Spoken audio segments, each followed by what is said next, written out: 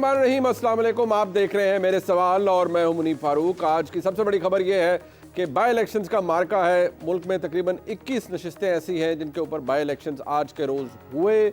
लोगों ने बढ़ चढ़ कर वोट डाला, लेकिन जो बात तवज्जो तलब है वो ये कि जो बदइंतज़ामी या जो शोर शराबा 8 फरवरी 2024 को देखा गया, आज उसके बरक चंद जगहों पर ज़रूर बात हुई, चंद जगहों पर ज़रूर शोर शराबा भी हुआ, लड़ाई भी हुई, बदकिस्मती से एक कीमती जान भी ज़ाया हुई। लेकिन उसके अलावा बाय एंड लार्ज देखा जाए तो माहौल पुरअमन ही रहा। अब तक जो नतायज सामने आए हैं उसमें मुस्लिम लीग नून जिन नशिस्तों पर पहले कामयाब हुई थी, यानी जो नशिस्तें उन्होंने छोड़ी थी, उन पर मुस्लिम लीग नून मजबूत नज़र आती है, पहले से ज़्यादा कॉन्फिडेंट नज़र आती है, उम्मीदवारों को वोट भी ज़्यादा मिलते हुए नज़र आते हैं। ये गैर सरकारी गैर हतमी नतायज हैं जो अब तक आप समा की स्क्रीन पर देख रहे हैं। लेकिन इससे ट्रेंड क्या शो हो रहा है? सबसे पहला सवाल ये है कि क्या पाकिस्तान मुस्लिम लीग नून ने अपने वोटर को फाइनली ये होप दे दी है कि वो वापस आ रही है, मैदान में आ चुकी है और कैपिटलाइज कर रही है अपने सियासी ग्राउंड, या ये एक इनकम्बेंसी फैक्टर है जो कई दफ़ा नेगेटिव भी होता है लेकिन इसका फ़ायदा भी होता है। यानी जो हुकूमत मौजूद होती है सूबे के अंदर या वफाक के अंदर, उसका फ़ायदा उसको बाई इलेक्शन के अंदर होता है। लेकिन इसकी मिसालें कुछ ऐसी भी हैं जो कि माजी में हमने बिल्कुल बरक्स होते हुए देखी। यानी 2022 में इलेक्शन हुआ, मुस्लिम लीग नून की पंजाब में हुकूमत थी, हमजा शहबाज शरीफ पंजाब में वज़ीर आला थे। मुस्लिम लीग नून को उन बाई इलेक्शन के अंदर काफ़ी सियासी मार पड़ी। लेकिन आज जो बाई इलेक्शन हुए हैं, तकरीबन 2 महीने का अरसा गुजरा है जनरल इलेक्शंस के अंदर, इसमें अगर मुस्लिम लीग नून अपनी सीटें रिक्लेम करती है और उस तनासुब से ही करती है जिस तरह पहले हुई थी, या उससे अगर इंक्रीज़ कर जाती है, परसेंटेज बढ़ जाती है, तो उससे कम से कम ये सवाल ज़रूर पैदा होगा कि क्या मुस्लिम लीग नून फाइनली रीअसर्ट कर पा रही है या नहीं।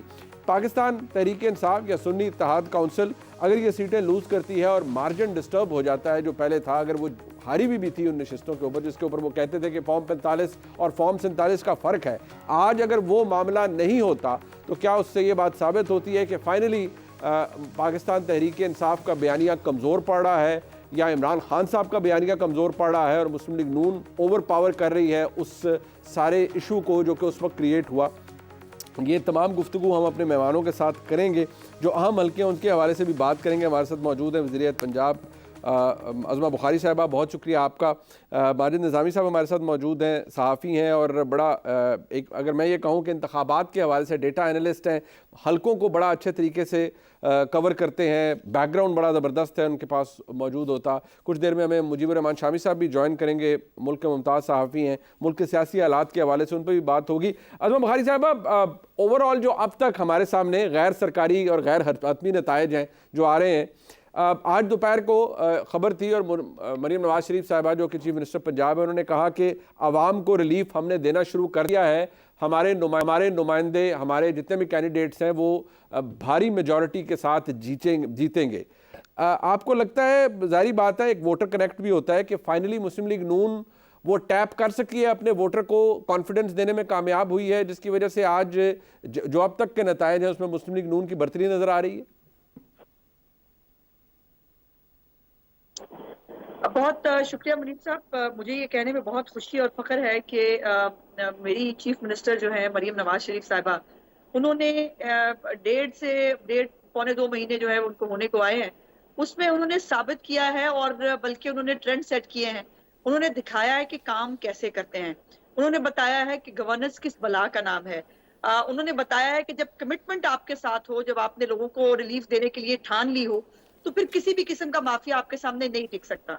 और बहुत सारी एग्जांपल्स हैं जो उन्होंने पौने 2 महीने के सिर्फ एक छोटे से अरसे के अंदर इसको कर दिखाया है। और यही एक उनकी जो एक डिलीवरेंस है जो पंजाब के लोग और बल्कि पूरे पाकिस्तान के लोग देख रहे हैं। कहीं भी पूरे सूबे बाकी पाकिस्तान के सूबों के अंदर मिनिस्टर इतने प्रोएक्टिव नजर नहीं आएंगे जितनी मरीम नवाज शरीफ साहबा नजर आ रही है, बिकॉज शी इज डूइंग। वो बहुत कुछ करना चाहती हैं और बहुत कुछ कर पाई हैं। वो निगहबान रमजान पैकेज हो, वो जो है वो दस्तक जैसा प्रोग्राम हो जिसको बहुत जल्द वो लॉन्च करने जा रही हैं।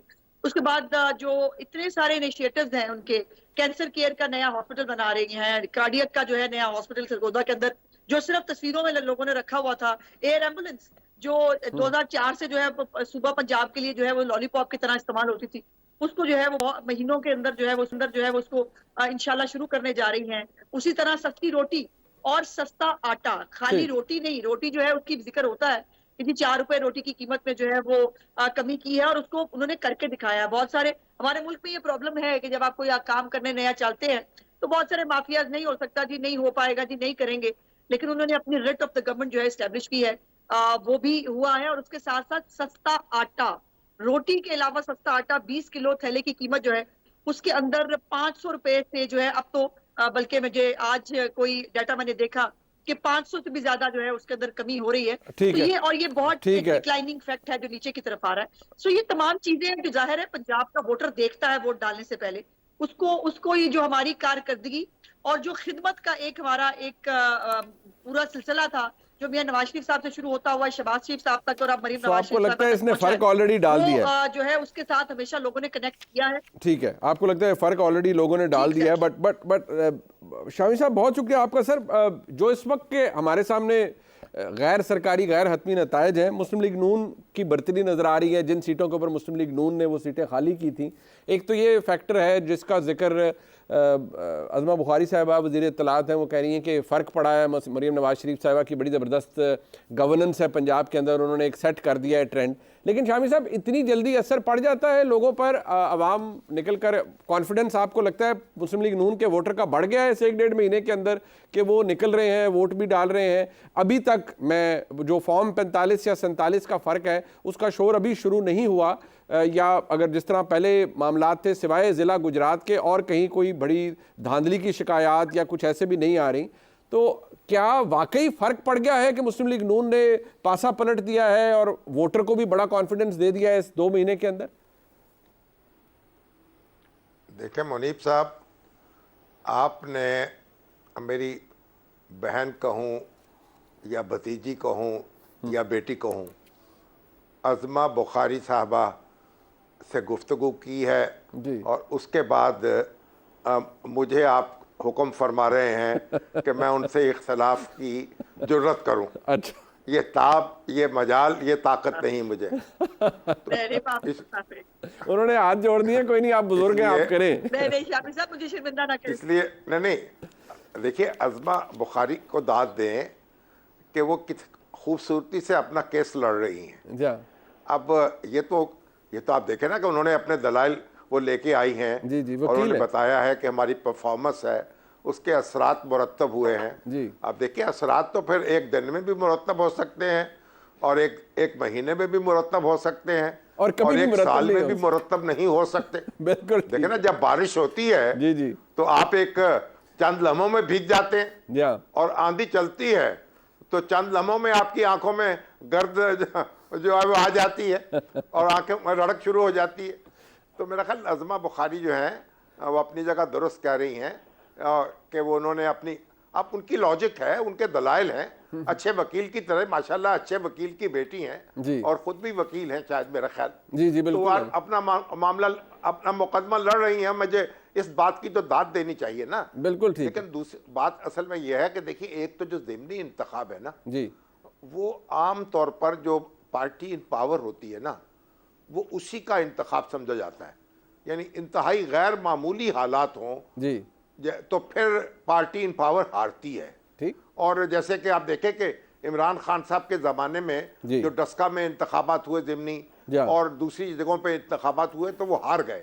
उस वक्त उनकी मकबूलियत जो थी वो हवा में उड़ गई थी, लेकिन बाद में जब उनकी हुकूमत ख़त्म हुई और तो फिर वो मकबूलियत जो है वापस आना शुरू हो गई। बिल्कुल। तो ये, लेकिन हम समझते हैं एक अनोखा वाक़या था। आम तौर पर जो पार्टी इन पावर होती है उसी को ज़िमनी इंतखाब में वोट पड़ते हैं, और यहाँ तो मुस्लिम लीग नून की जीती हुई नशिस्तें हैं और वो नशिस्तें जो हैं वो उन्हीं को हासिल कर रही है। तो देखना ये होगा कि टर्नआउट कितना रहा है, क्या लोगों ने बहुत जोशो खरोश से वोट दिए हैं या ये समझे हैं कि भी वोट देना जो है या ना देना एक जैसा है, या जो पीटीआई के जो वोटर्स हैं वो दिल शिकस्ता हो गए हैं और घरों से नहीं निकले।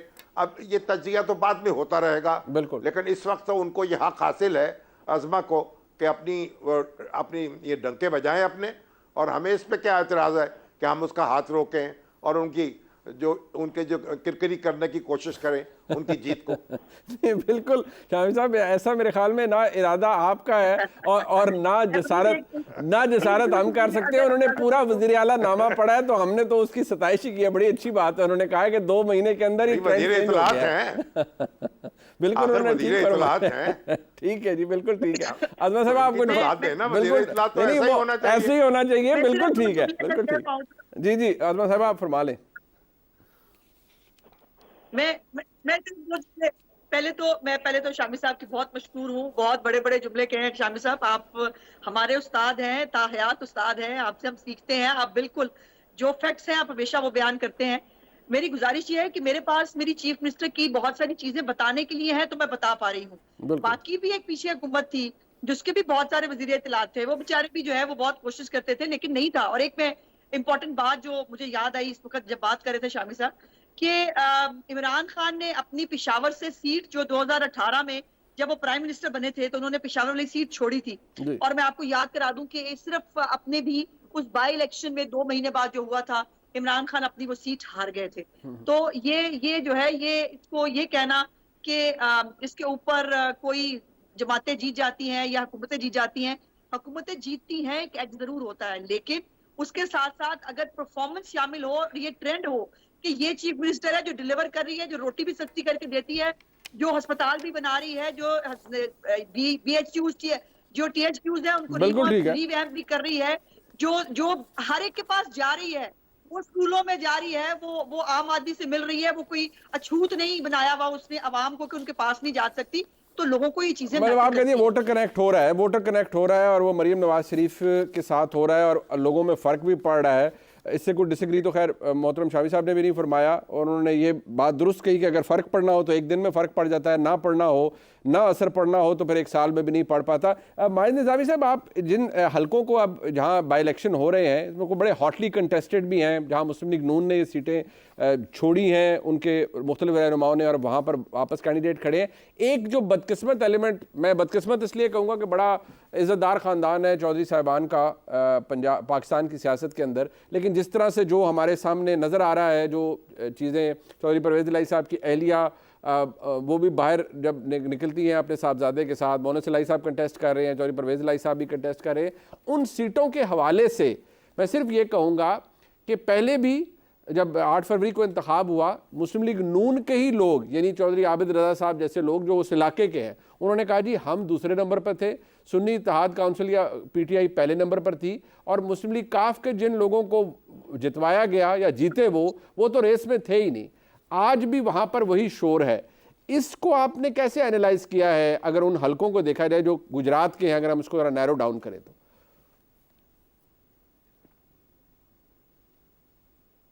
जी बहुत शुक्रिया। ये आपकी बात बिल्कुल दुरुस्त है कि जिला गुजरात के हलकों के अंदर काफी गड़बड़ की शिकायत थी और इलेक्शन कमीशन की वेबसाइट पर मौजूद जो डाटा है अगर हम उसको सामने रखें तो स्पेशली गुजरात शहर का जो हलका है उसके फॉर्म 45 खासे मज़हका खेज हैं और उनमें आम नजर से भी देखने से ये पता चलता है कि कहाँ कहाँ पे कटिंग की गई है, कहाँ कहाँ पे वोट बढ़ाए गए हैं, कहाँ पे वोट कम किए गए हैं।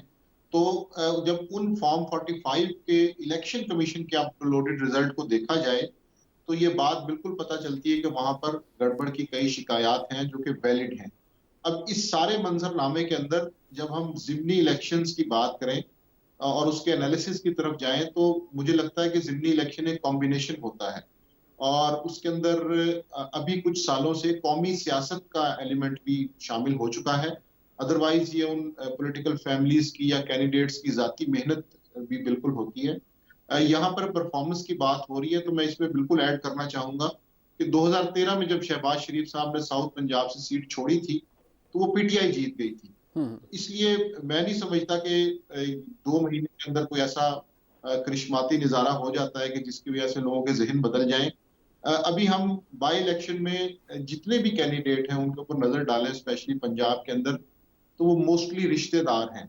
डेरा गाजी खान से कसूर तक जितने भी कॉन्स्टिट्यूएंसीज हैं उनमें हमें यही फैमिलीज, भाई पहले MNA है तो छोटा भाई लड़ रहा है, अंकल MNA है तो भांजा लड़ रहा है, भतीजा MPA है तो उनके अंकल लड़ रहे हैं, तो ये कॉम्बिनेशंस जब हम देखते हैं ज़िमनी इलेक्शंस के अंदर, तो इसमें कारकर्दगी से ज्यादा दीगर अवामिल मुझे जरूर लगा। ठीक, शामी साहब, एक फैक्टर यहाँ पर ये मौजूद है कि जिस तरह से सियासत इमरान खान साहब, अब जारी बात है पाबंद सलासिल हैं, उनकी जमात तो खैर उन्होंने तो अब रिसेंटली इमरान खान साहब ने जो टायरेड शुरू किया फ़ौजी क़यादत के ख़िलाफ़, ऑलमोस्ट पॉइंटेड हमले उन्होंने शुरू कर दिए हैं, इल्ज़ामात के भी मामलात शुरू हो गए हैं। अगर ये बाई इलेक्शन का महाज भी आज चले अख्ताम पजीर होगा, इमरान खान साहब की सियासत क्या है, या अगर पाकिस्तान तहरीक इंसाफ है उनकी सियासत क्या है कि एक ज़ीरो सम गेम है, उसके बारे में कहा जा रहा है कि वो उसी दायरे के अंदर घूम रहे हैं। वो ये कहते हैं कि हम रियासती जबर का शिकार हैं लेकिन हम फिर भी सबसे मकबूल हैं। मुस्लिम लीग नून ये कहती है कि नहीं, उनके लोग ये कहते हैं जो हुकूमत में हैं कि नहीं, हम तो अपने ज़ोरे बाजू पर इंतखाब लड़कर और हुकूमत में आए हैं। जबकि कुछ लोग मुस्लिम लीग नून के अंदर से ये आवाज़ें देते हैं कि नहीं, हमारे पास तो सिंपल मेजॉरिटी आई नहीं, और अगर सिंपल मेजॉरिटी आई नहीं तो हमारी जिम्मेदारी भी नहीं। मैं जिक्र राना सनाउल्लाह साहब का यहाँ पर कर रहा हूँ।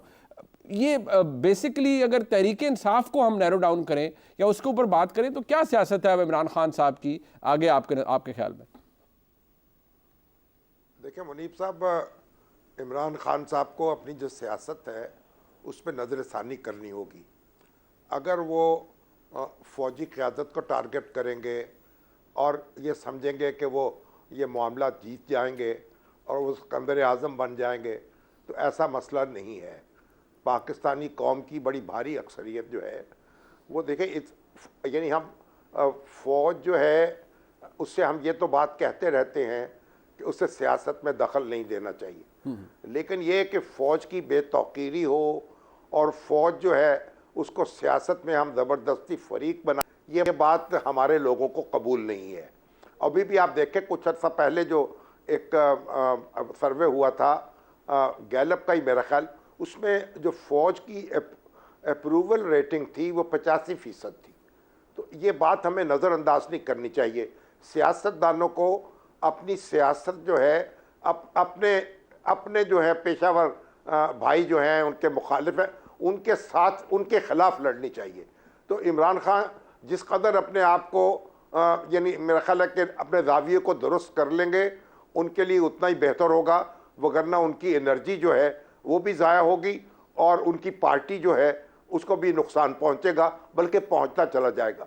जहां तक ताल्लुक़ है देखिए मुस्लिम लीग नून का, तो अब मुस्लिम लीग नून के अंदर भी तो अब एक क्या कहते हैं ना, एक आदमी में है दो चार आदमी, तो अब वो बेचारे ऐसे भी हैं जो इलेक्शन हार चुके हैं, और जब इलेक्शन हार जाएं तो फिर मुस्लिम लीग नून की जो सियासत है ये उन बदकिस्मती से वो इख्तदार के गिर्द घूमती है। जब इख्तदार मिलता है पार्टी को तो फिर हुकूमत होती है और जो सियासत है वो पीछे चली जाती है, पार्टी नज़र नहीं आ रही।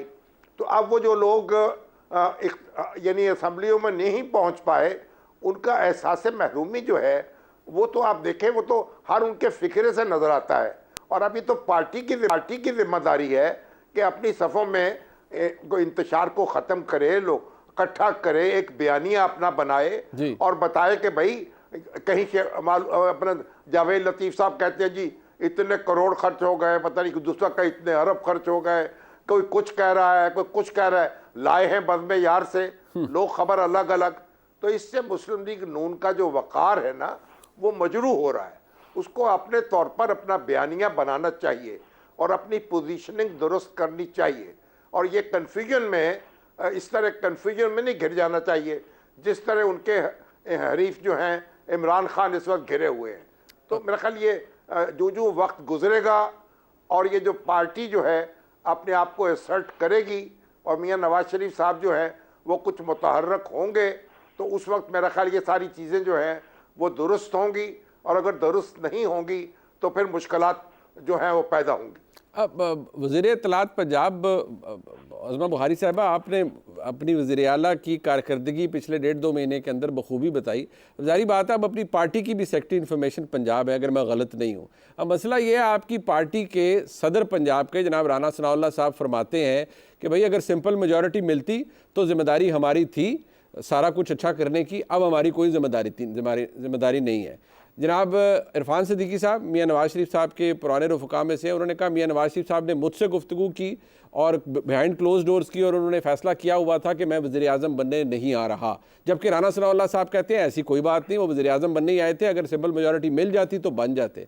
आप लोगों ने अखबार में इश्तहार छपवाए वज़ीर आज़म मियां नवाज शरीफ। अब आवाम को ये बता दें एज सेक्रेटरी इंफॉर्मेशन पाकिस्तान मुस्लिम लीग नून पंजाब के ठीक कौन कह रहा है, गलत कौन कह रहा है, कौन वाकई मियां नवाज शरीफ साहब के ज़्यादा करीब है, सच कौन बोल रहा है? नहीं, ऐसा नहीं है, कोई भी सच झूठ वाली बात नहीं है। देखिए मुनीब, पहली बात यह है कि मियां नवाज शरीफ साहब जो है ना वो किंग मेकर हैं, ओहदों के मोहताज नहीं है।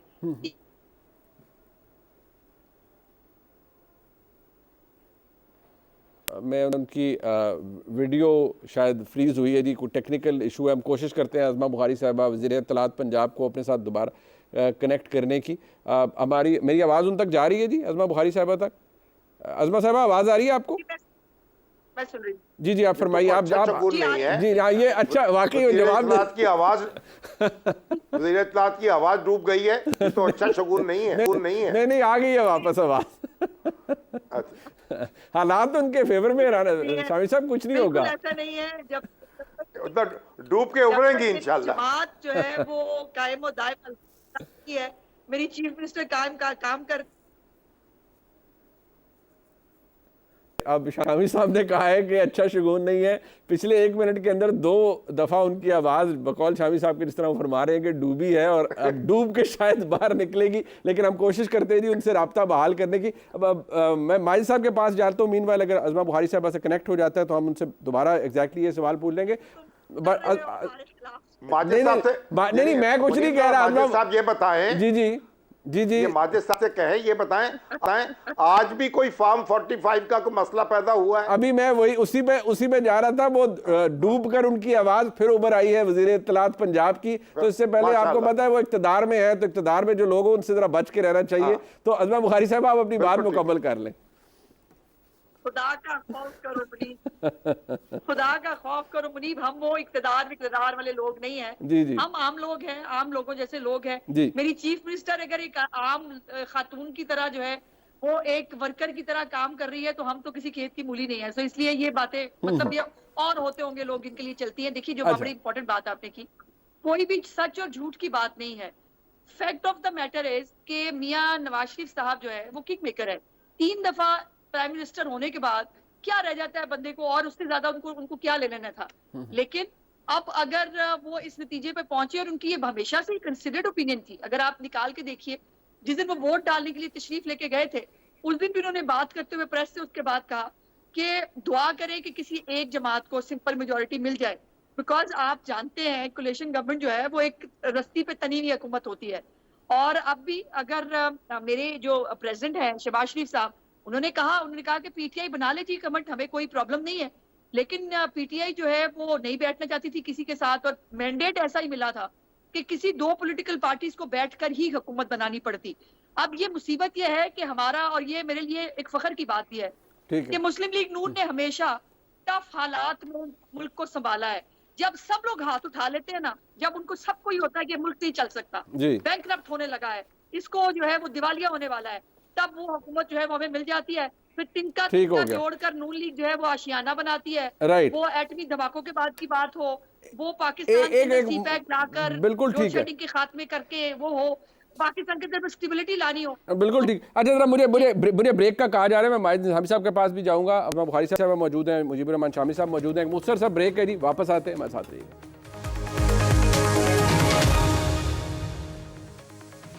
एक दो फिर आपको खुशामदीद कहते हैं। बाई इलेक्शन का मार्का है जी, अहम हल्के हैं, लेकिन माजिद साहब अभी जो शामी साहब ने सवाल किया और वो बड़ा अहम है, कम से कम जो मैं देख पाया हूँ अब तक कोई बहुत बड़ा अभी तक शोर नहीं मचा फॉर्म 45 या 47 का। या आपको लगता है कि अभी बहुत सा वक्त है, there is a lot of election left to be decided अभी भी, और शायद ये शोर पड़ जाए और 2-3 घंटे बाद?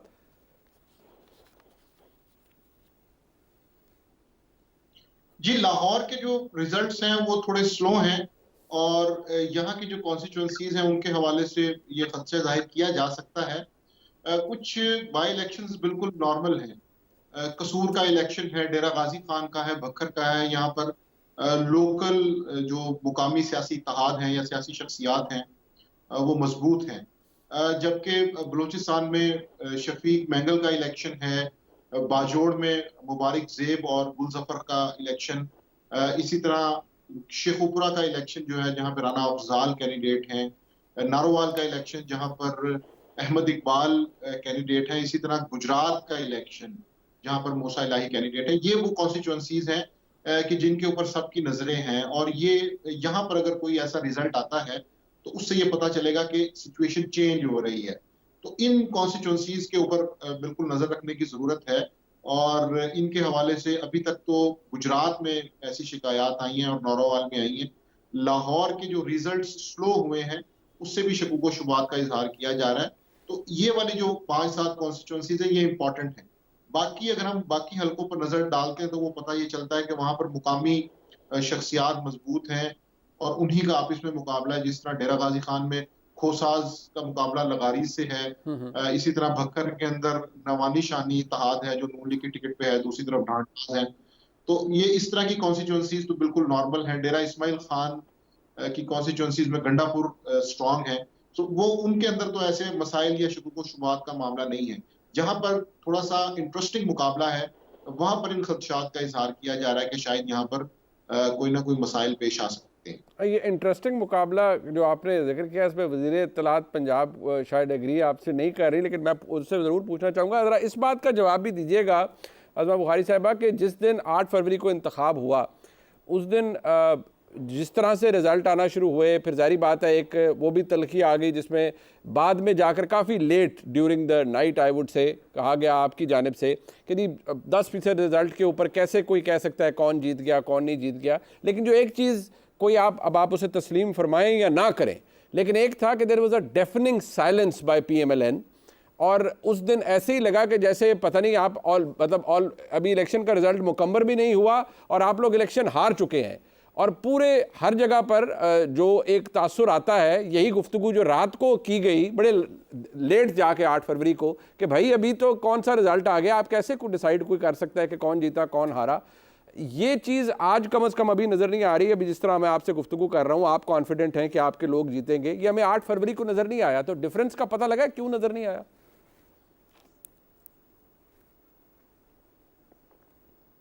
नहीं, देखिए, एक तो ये है कि आपकी मोहब्बत बहुत है मुनीब साहब। मतलब अगर हम 11 बजे जो है वो 60% 70% नतीजों के बाद जो है वो तकरीर कर दें तब भी एतराज है। और अगर हम इंतजार करें, जो कि रुक गए थे, रिजल्ट्स रुके हुए थे, इंटरनेट बंद था और रिजल्ट्स चुके स्लो थे, उसका इंतजार किया तो उस पर भी आपको एतराज है। तो ये तो खैर आपकी मोहब्बत हमारे साथ चलती रहती है, उस पर कोई खास फर्क पड़ता नहीं है। लेकिन आज के जो इलेक्शंस हैं उसके हवाले से भी जो निजामी साहब कह रहे थे कि मुझे नहीं मालूम, अभी तक तो लाहौर में से किसी ने नहीं कहा कि जी रिजल्ट स्लो हो गए हैं या वहाँ जो इलेक्शन लड़े उनको कोई एतराज अभी तक मैंने तो नहीं सुना। और रिजल्ट्स जो हैं वो यकीनन टाइम पे कंपाइल हो रहे हैं, होने चाहिए। लेकिन बहुत सारी जिन्होंने रोना है, जिन्होंने मुसीबत डालनी है, अब ये अजीब बात है ना, वैसे इलेक्शन बहुत बुरा था 2024 का 8 फरवरी का इलेक्शन बहुत रिग था, उसमें तबाही बर्बादी हो गई। लेकिन KP का इलेक्शन बहुत अच्छा था और वहां पर वो हुकूमत बना के भी बैठे हुए हैं। वहां पर जो है वो उनकी हुकूमत दोपहर के बाद सो के उठती है, करना कराना उन्होंने है कुछ नहीं। आज भी KPK के लोग जो हैं वो मरीम नवाज की तरफ देख रहे होते हैं कि काश ऐसी कोई कारकर्दगी उनके सूबे में भी हो जाए। तो मरीम नवाज जो है वो आटा सस्ता करती हैं तो गंडापुर साहब को याद आता है कि हाँ भाई आटा सस्ता करना चाहिए। वो एयर एम्बुलेंस का वो करती है, वैसे वो मकरूज है 1000 अरब रुपए के, और जो है वो वापस कहते नहीं नहीं हम भी एयर एम्बुलेंस लाएंगे। वैसे ही जैसे पहले मेट्रो जो है वो जंगलाबाद थी, उसके बाद उनको जंगलाबाद खुद बनानी पड़ी। तो अल्हम्दुलिल्लाह इन्होंने जो है वो ये अच्छी बात है, गंडापुर साहब हो या बाकी सूबे हो, वो अगर मरीम नवाज शरीफ साहब को कॉपी करके आवाम को रिलीफ दें तो ये बहुत अच्छी बात है। लेकिन हमने एक जिम्मेदार पॉलिटिकल पार्टी है और जिम्मेदार पॉलिटिकल पार्टी की तरह हम समझते हैं कि मुल्क को डिस्टेबलाइज करने से इलेक्शंस, अगर हम भी हुकूमत नहीं बनाते, अगर हम भी जो है वो मेहमान अदाकार बन जाते और हम कहते ठीक है जी मुल्क जाने और इसके मसाइल जाने हमें क्या ले देना है, फिर इस मुल्क के साथ क्या होता। बिल्कुल ठीक है। ये अब दो बातें आपने उसका भी जो हवाला है और हमें फख्र है इस बात से, मुस्लिम लीग की तारीख है। बिल्कुल ठीक है, वो आपके बाद अपनी जगह अज़मा बुखारी साहिबा। अभी आपने फरमाया कि एतराज़ मीडिया को है कि अगर आप 60% या 65% रिजल्ट के ऊपर अनाउंस कर दें, वो पता नहीं किसको एतराज़ होगा, लेकिन मैंने जो सवाल किया वो ये कि जो गुफ्तगू आपने रात को लेट फरमा नहीं, मेरी बात सुने ना आपने, मेरी बात, मैंने आपकी बात तसल्ली से सुनी है, वज़ीर इत्तलात पंजाब, मैंने आपकी बात बड़े आराम से सुनी है, मेरा इस्तदलाल सुन लीजिए कि जो गुफ्तगू आपने रात को जाके 2 बजे आपके बहुत से रहनुमाओं ने फरमाई, वही शाम को 7-8 बजे फरमा देते तो मामलात इतने ख़राब ना होते। ये बात माने कि जो मैंने लफ्ज़ इस्तेमाल किया है आप उसे बेशक तस्लीम ना करें, but there was a defining silence in PMLN's camp. मैं बहैसियत सहाफ़ी आपके 10 लोगों से राब्ते कर रहा था कि भाई मुझे अपना स्टेटस बताएं, कोई एक जवाब नहीं दे रहा था। ऐसे हालात थे कि यार पता नहीं हमारे साथ क्या हो रहा है, as if something has struck us, पता नहीं हमारे साथ क्या हो रहा है। आप ख्वाजा आसिफ साहब से पूछ लें, इंजीनियर खुरम दस्तगीर खान साहब से पूछ लें, मेरे पास तो रिकॉर्ड मौजूद है ना, इसलिए मैं कह रहा हूं कि आज डिफरेंस है। आज आप भी बड़ी कॉन्फिडेंट हैं, आज आप भी गुफ्तगू फरमा रही हैं, उस दिन नहीं थे, तो मैं तो आपसे शायद ये फ़र्क पूछना चाह रहा था। बाकी आपकी मर्जी, आप बताएं ना बताएं। नहीं देखिए, गुजारिश सुने,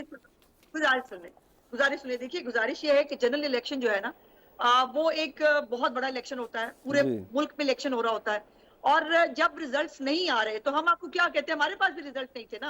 अब जिनके घरों पे फॉर्म 45 बने हुए थे, जो उसके ऊपर कैंपेन चला रहे थे, बहुत बहुत जय्यद एंकर्स जो हैं, वो 6 बजे जो है वो कह रहे थे मेरे पास रिजल्ट पहुंच गए हुए हैं, मेरे पास सारे रिजल्ट मौजूद हैं। हमारे पास तो पहुंचे नहीं थे, हमारे पास थे नहीं तो आपको क्या देते। गुजारिश ये है कि आप भी ज़ाहिर यकीनन राब्ता कर रहे होंगे, इसीलिए कि रिजल्ट शेयर किए जाएं, आपको जो है वो जो हमारे पास इत्तला है वो दी जाए। बट जब इत्तला मौजूद ही नहीं थी, जब रिजल्ट आ ही नहीं रहे थे, तो फिर वो आपके साथ क्या इत्तला शेयर की जाती। लेकिन जैसे ही रिजल्ट आने शुरू हुए, कुछ रिजल्ट जो है वो मिले, तो उसके बाद यकीनन जो है वो हमारे बहुत सारे लीडर्स जो हैं बिल्कुल ठीक, मीडिया पे भी गए, उन्होंने बात भी की, लेकिन रिजल्ट ना आने तक हमारी खामोशी बनती थी। अगर हम कह देते हम जीत रहे हैं, तब बहुत सारे लोगों को इतराज होता, क्या इमरान खान ने 2013 की जो बिल्कुल उन्होंने कहा था कि मियां नवाज शरीफ साहब ने विक्ट्री स्पीच क्यों की, वो देखे ना जी, बिल्कुल उन्होंने कहा विक्ट्री स्पीच कर दी। बिल्कुल ठीक। बट शामी साहब, ये जो 2024 के इंतखाबात हुए 8 फरवरी के, उसके अंदर जिस तरह वज़ीर इत्तलात पंजाब फरमा रही है कि वो इंतखाब बहुत बड़ा होता है, रिजल्ट आ नहीं रहे थे, इंटरनेट सर्विस बंद थी, मोबाइल सर्विस डाउन थी,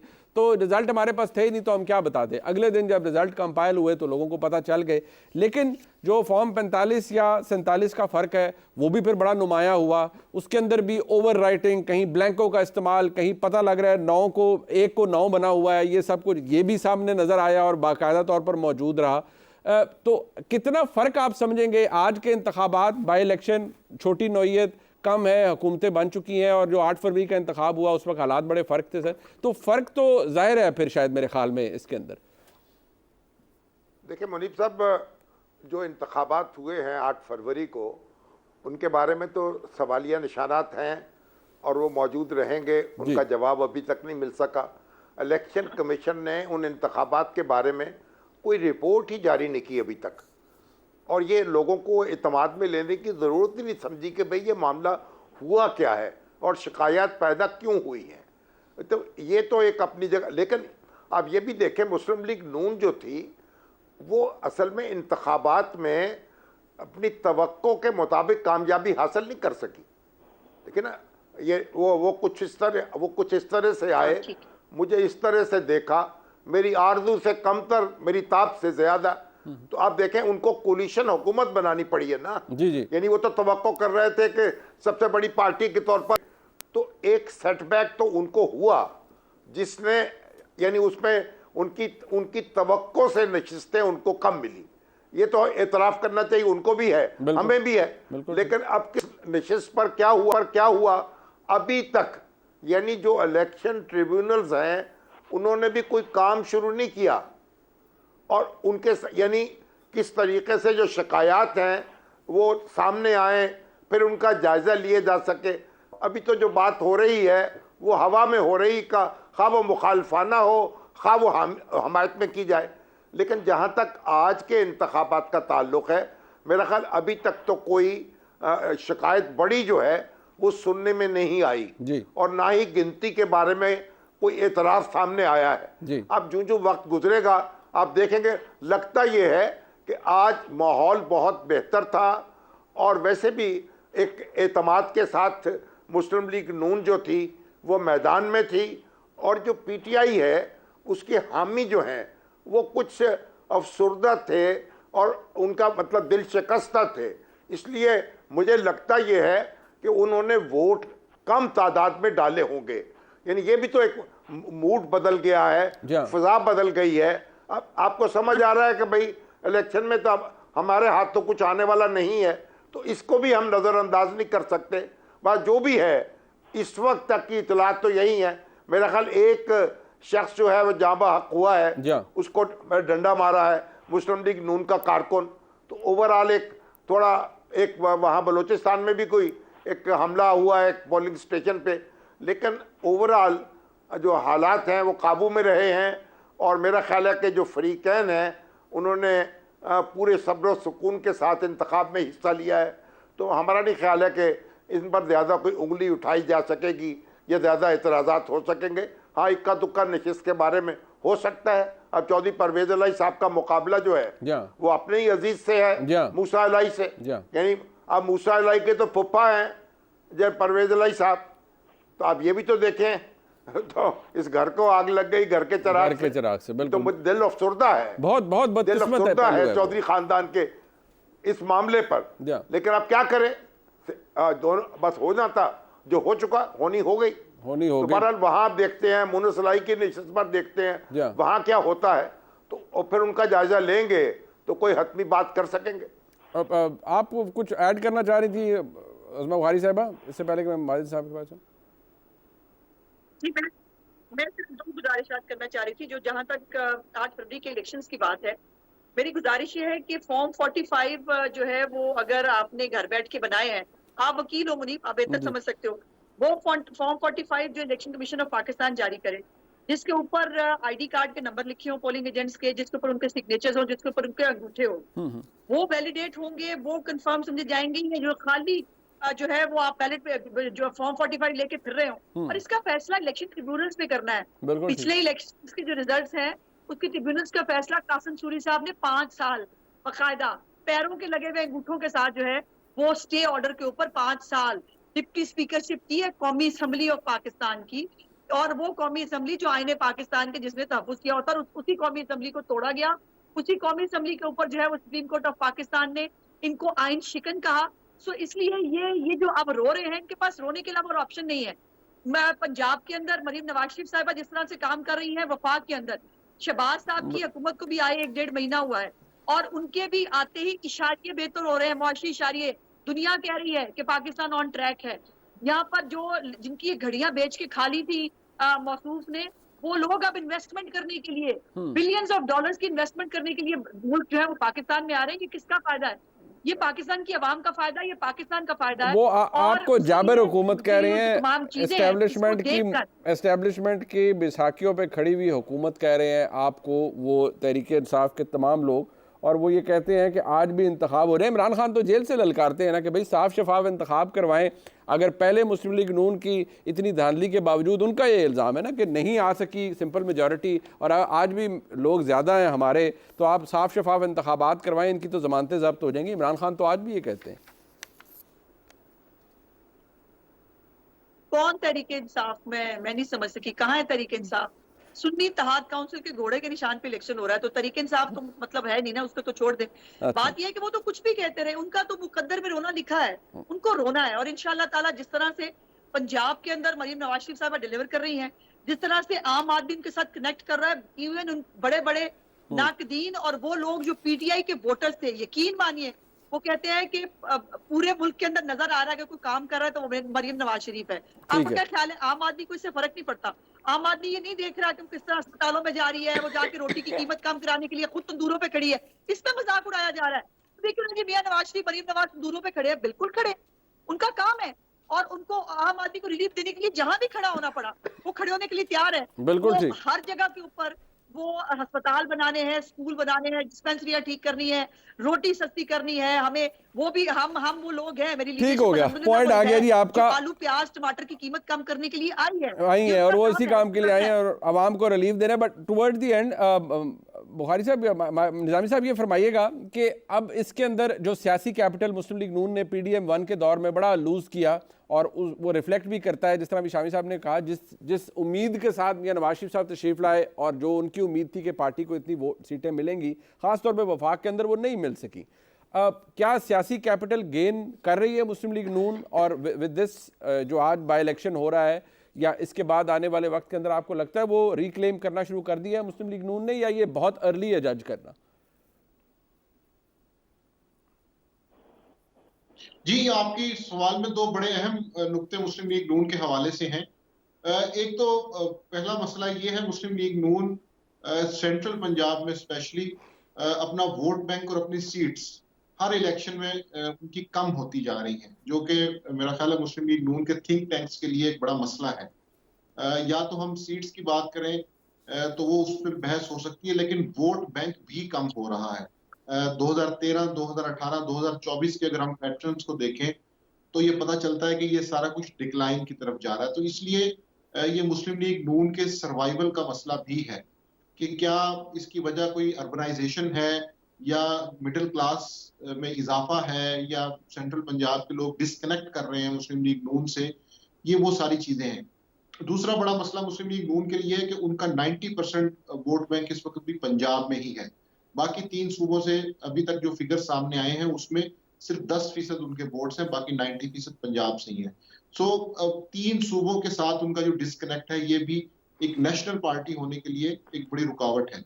तीसरा मसला जो अहम है वो ये है कि मुस्लिम लीग नून का कारकुन इस वक्त ये सोचने पे मजबूर है कि 2013 में तो मियां नवाज शरीफ को किंग मेकर नहीं बनाया गया, 1997 में तो उन्हें किंग मेकर नहीं बनाया गया, 1990 में तो उन्हें किंग मेकर नहीं बनाया गया, बल्कि उस टाइम तो उन्हें प्राइम मिनिस्टर बनाया जाता था। तो इस वक्त ऐसा क्या हुआ है कि जो पार्टी का हेड है उसके नाम के साथ किंग मेकर लगा हुआ है, उसके नाम के साथ वज़ीर आज़म नहीं लगा हुआ।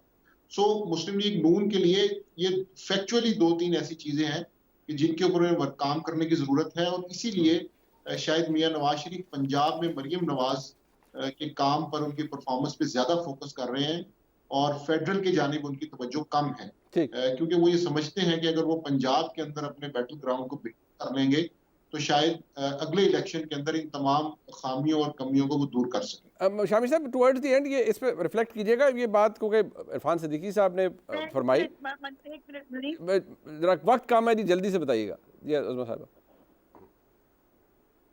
मैं सिर्फ निजामी साहब, मुझे अजीब बात यह है, निजामी साहब जो 97 और बाकी जो भी बात करें उस वक्त वो किंग बन रहे थे। अच्छा जी। और जाहिर है वो 3 दफा किंग बनने के बाद किंग मेकर बने ना, तो नहीं तो फिर अखबार में भी यही छपवाना था ना कि किंग मेकर नवाज शरीफ, और फिर वज़ीर आज़म नवाज शरीफ आप लोगों ने छपवा दिया ना। लोगों ने PMLN का वोटर नवाज शरीफ साहब को वज़ीर आज़म के तौर पर देखना चाहता था ना।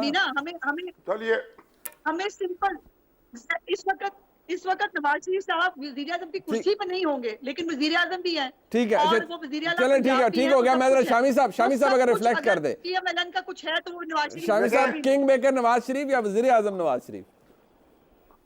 देखिए मुनीब साहब, हुस्न जिस रंग में होता है जहां होता है, वाह, अहले दिल के लिए सरमाया है जहां होता है, चाहे वो किंग मेकर हो खा वो किंग हो। लेकिन बुनियादी बात यह है कि वो इस वक्त पाकिस्तान के सबसे सीजन्ड और सीनियर सियासतदान है। बिल्कुल। और हमें देखिए, ये जो हमारी सियासत है ये दुरुस्त है। मुस्लिम लीग नून बड़े ज़ेरो बम से गुजरी है जी, ठीक है। और नवाज शरीफ साहब भी बहुत नशेबो फराज से गुजरे हैं, खुद इमरान खान भी इससे गुजरे हैं। देखिए जब उनका इख्तदार था, ठीक हो गया, उनकी पॉपुलैरिटी कहाँ थी? बिल्कुल। जब इख्तदार छोड़ा तो पॉपुलैरिटी कहाँ गई? इससे घबराना नहीं चाहिए। बिल्कुल ठीक है, ऊंच नीच होती रहती है। बिल्कुल, आज की पॉपुलैरिटी कल की अनपॉपुलैरिटी। बिल्कुल सही, कुछ चीज़ डेफिनेट नहीं है। मैं सर बहुत माजरत चाहूँगा फातिमा बुखारी साहब आपका, जनाब मुजीबुर रहमान शामी साहब आपका, और निज़ामी साहब आपका बहुत शुक्रिया। प्रोग्राम आपने देखा नहीं, फीडबैक दीजिएगा, देखने का शुक्रिया। खुदा हाफ़िज़।